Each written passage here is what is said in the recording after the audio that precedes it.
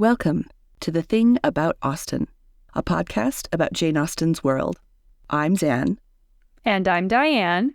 And this episode, we're talking about the map puzzle in Mansfield Park.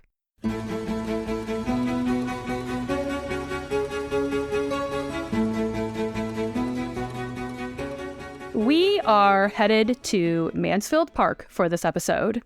The scene in question occurs very early in the novel after Fanny has arrived at Mansfield. She is still getting settled in and has started her formal education. And Julia and Maria Bertram are not impressed with their cousin. The way that they go about this is really not quite so lovely. Fanny could read, work, and write, but she had been taught nothing more, and her cousins found her ignorant of many things with which they had been long familiar. They thought her prodigiously stupid, and for the first 2 or 3 weeks were continually bringing some fresh report of it into the drawing room. "Dear Mamma, only think, my cousin cannot put the map of Europe together." Or, "My cousin cannot tell the principal rivers in Russia." Or, "She never heard of Asia Minor."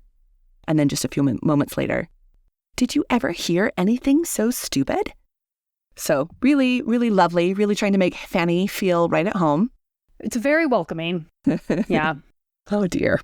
So the map that the Bertram sisters are referring to is a dissecting puzzle, which was a commercial invention from the mid-1700s that became mainstream as an educational toy by the end of the 18th century. According to Jill Sheffrin's article, "Make it a pleasure and not a task. Educational games for children in Georgian England," she says, dissected puzzles were probably invented by John Spilsbury, although there are tantalizing references to other possible puzzle makers in the early 1760s. Spilsbury was an engraver and map maker who had been apprenticed to Thomas Jeffries, cartographer and geographer to the king. I would like that title, cartographer to the king, you know? Mm-hmm. So he had some fancy credentials before he started working on commercializing dissecting puzzles. And as part of his advertising, he described himself as, quote, "engraver and map dissector in wood in order to facilitate the teaching of geography." So a really fun line to put on his business card. Just hands that off to the king, you know? Yep. Map dissector. I love that. These puzzles that he was making were pretty much what they sound like. They were paper maps mounted on wood, and then the map would be cut out along country or political borders. The sea or the ocean, however, would be cut out at random, you know, keep things exciting. Never know what's going to happen out there in the ocean. You know, it's like when you sit down to do a jigsaw puzzle and you're like, oh, I've got this whole section that's all one color. You know, you always know that's going to take you forever. For my fellow puzzle enthusiasts out there. According to Sheffrin, early puzzles were, quote, often beautiful pieces of craftsmanship, engraved, hand-colored, carefully mounted, folded, cut, or otherwise assembled, and very expensive. The wooden boxes for the puzzles were made from mahogany or cedar, and the puzzles themselves backed with thin mahogany board. This is not the $10 puzzle that you're picking up at your local drugstore before you head out on your beach vacation. Yeah, there is some craft going into this kind of puzzle making. And yet, Spilsbury also offered more economical versions of his puzzles. Sheffrin explains, quote, "His puzzles were sold in square oak boxes with sliding lids or, more economically, in chip boxes without the oceans." Gonna save money on those oceans. And my guess is the Bertrams obviously had a very fancy version. They had oceans in their puzzles. Well, and so it becomes fairly obvious that these puzzles were part of children's basic education and a way of understanding geography. Both boys and girls were taught with these early toys, and usually under the supervision of a nanny, a governess, a mother. We get a sense in Mansfield Park that Fanny and the Bertram sisters are accessing these toys as part of their schooling with Miss Lee, their governess. We know it wasn't while they were playing under the supervision of Lady Bertram since Austen explicitly tells us, to the education of her daughters, Lady Bertram paid not the smallest attention. Lady Bertram also could not tell you the principal rivers in Russia, so I don't know why Julia and Mariah are complaining to her. Oh, I think you are correct. I mean, I also could not tell you the principal rivers in Russia, so I'm not judging. This is true. I am also guilty, yes. Sheffrin goes on to point out that dissected puzzles also began to expand their purview as educational tools. So, for example, in 1787, William Darlington and Charles Dilly published the, quote, earliest surviving historical dissected puzzle, engravings for teaching the elements of English history and chronology after the manner of dissected maps for teaching geography. That doesn't sound like a very exciting toy name, but, apparently it communicates what it needs to. It could have used a little bit of marketing. I feel like it would be difficult to really give that the wow factor in your sort of like Saturday morning cartoon commercial. Yeah. However, it still got purchased. And according to Sheffrin, the puzzle consisted of rectangles, each with a medallion portrait of one of the 32 monarchs represented, up to George II, and facts about each printed below. The completed puzzle displays the monarchs in historical succession. So in the context of Austen's novel, it is possible that the Bertrams also have one of these historical puzzles, since a little after the passage we read at the top of the episode, one of the Bertrams also points out, I cannot remember the time when I did not know a great deal that she has not the least notion of yet. How long ago it is, Aunt, since we used to repeat the chronological order of the kings of England, with the dates of their accession, and most of the principal events of their reigns. Well, good for you. While she is talking about reciting these dates and details about the British monarchy, it's feasible that they were reciting this information based on knowledge they gained from a historical puzzle. I mean, it makes a lot of sense considering that a puzzle that did exactly that was in existence. Yeah. So one of the standout details to me about these puzzles, especially as playthings for young children in England, is the way they become tools of empire. For example, in her article, Puzzling Empire, Early Puzzles and Dissected Maps as Imperial Heuristics, Megan A. Norsha writes, quote, these playthings can also be understood as a means of transmitting social and political geography and imperial mores to the very youngest British citizens. Though the puzzle manufacturers may have held more ambivalent ideas about imperialism and may not have intended their products to serve as imperial propaganda, these artifacts illustrate the acculturative process through which children would have become familiar with the idea of their empire. And in Mansfield Park, a novel that overtly connects the Bertrams with colonialism and empire with Sir Thomas's plantation in Antigua, it's almost impossible not to see those larger implications. Even the young girls are already picking up on the fact that knowledge of geography, like the map of Europe, the rivers in Russia, and knowledge of what is currently Anatolia or the region of Turkey translates to power. And it's really interesting that they even go on to point out that Fanny's worldview really only encompasses her known sphere, which is, at this point in her education, that's basically Portsmouth and the Isle of Wight. And they consider this a really significant failing, since it means Fanny does not know, quote, which way she would go to get to Ireland. And then they go on to say, quote, she said she should cross to the Isle of Wight. She thinks of nothing but the Isle of Wight, and she calls it the island, as if there were no other island in the world. They're just really baffled that her worldview is just within her known sphere. It's kind of baffling to them.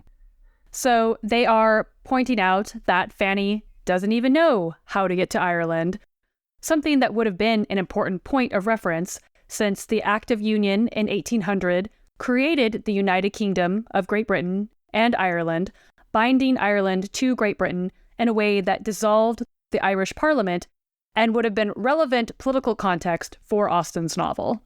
And Norsha goes on to point out that these connections between the puzzles and empire are more than just tenuous literary connections. It's not just, in my head that this connection exists. She says, quote, "The resonance between puzzles and imperialism is not only rhetorical and metaphorical, but actual. The puzzle was born in the same workshops as its more formal sibling, the imperial map." And so now we are going to take a bit of a cartographical detour for a moment to talk about some of the interesting connections between mapping and Austen. Mapping was going through something of a technical renaissance in the late 18th and early 19th centuries.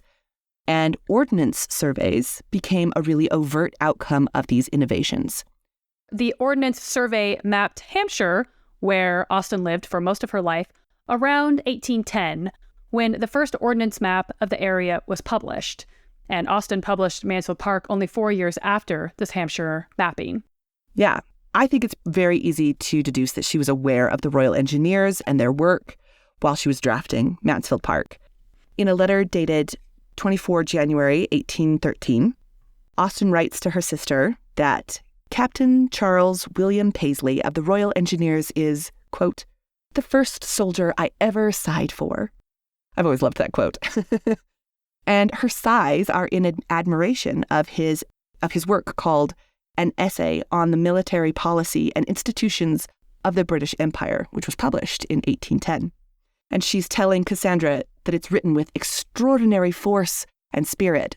In this text, Paisley makes frequent allusion to the role of maps in constructing Britain's imperial institutions.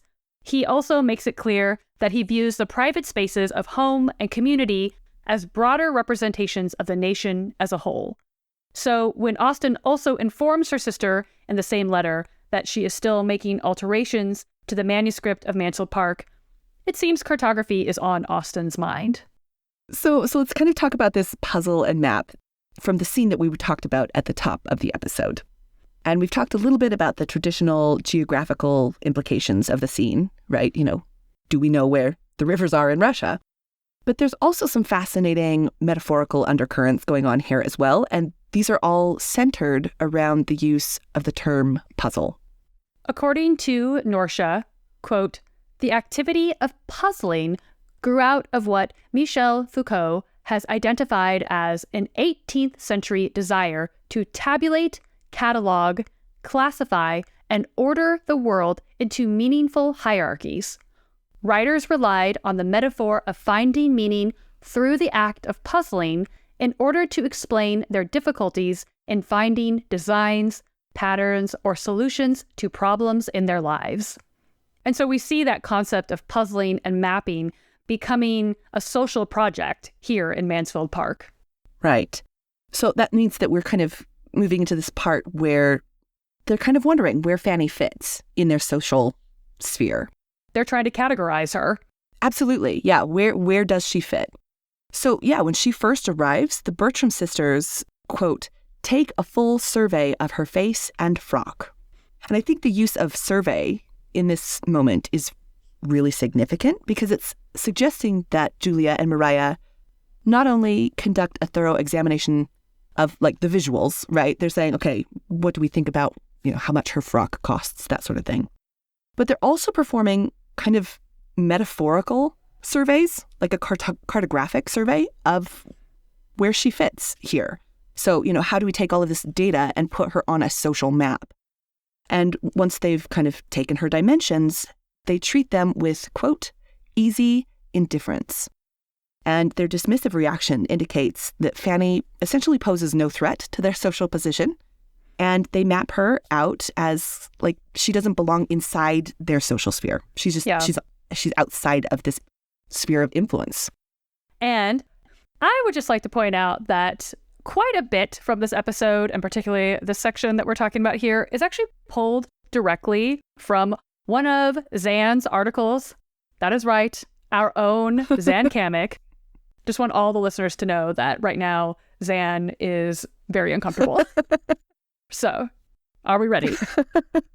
According to Zan Kamek's article, Fanny Price's social cartography in Mansfield Park, quote, "just as the map of Europe requires the Bertram sisters to consider individual pieces of the puzzle in relation to a larger map. They also consider their cousin as a piece of their social map, puzzling over her position within that larger framework. So it is all about figuring out, where does she exist in relation to us? And does she hold more power than we do? Yeah.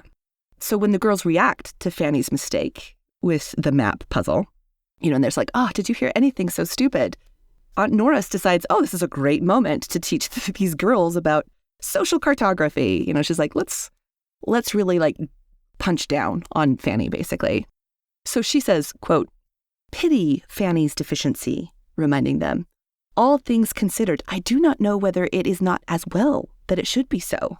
For though owing to me, your papa and mamma are so good as to bring her up with you, it is not at all necessary that she should be as accomplished as you are. On the contrary, it is much more desirable that there should be a difference."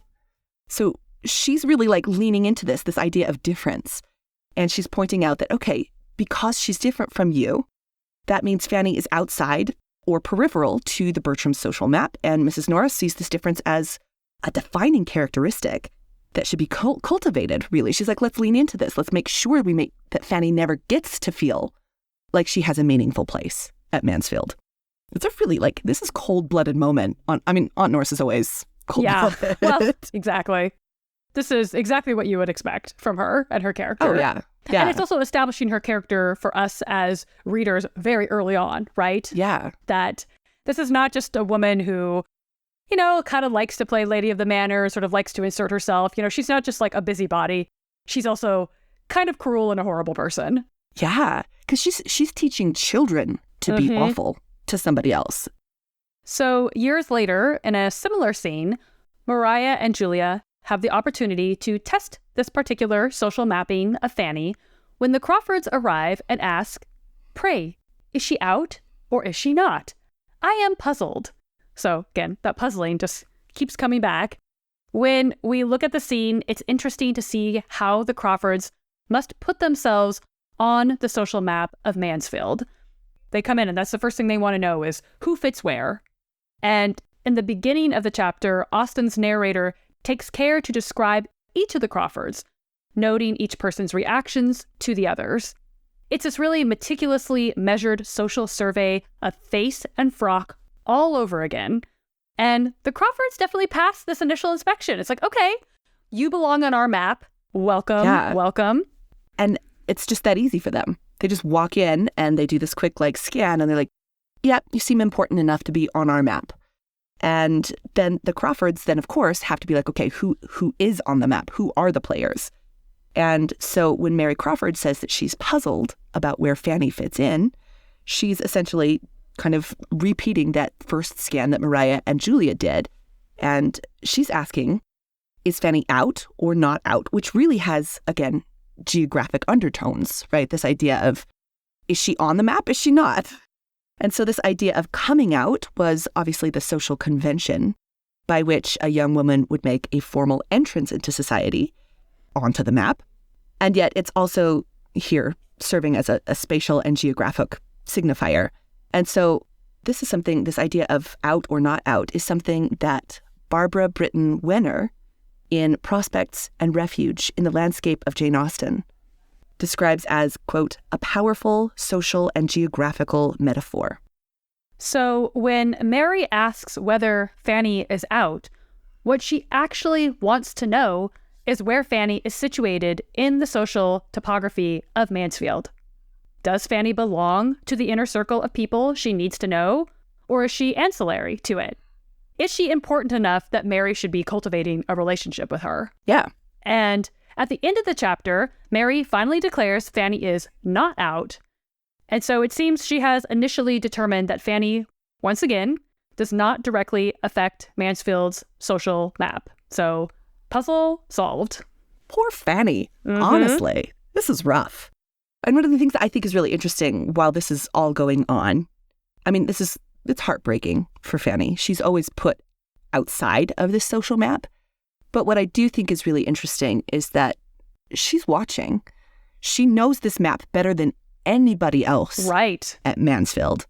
And so her lesson at the very beginning of the novel, where they're teaching her like, oh, you need to know how to do this map, it really becomes something that I think has this greater significance to her character for the rest of the time she's at Mansfield, because she knows that map.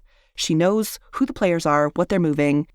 And I think there's a reason that, at the end of the novel, at the very, very end, they basically bring Fanny back. And she's like, I do know the lay of the land. And I do know what's going on here. And she kind of becomes really integral to Mansfield after that point, because she has to kind of like put the map back together.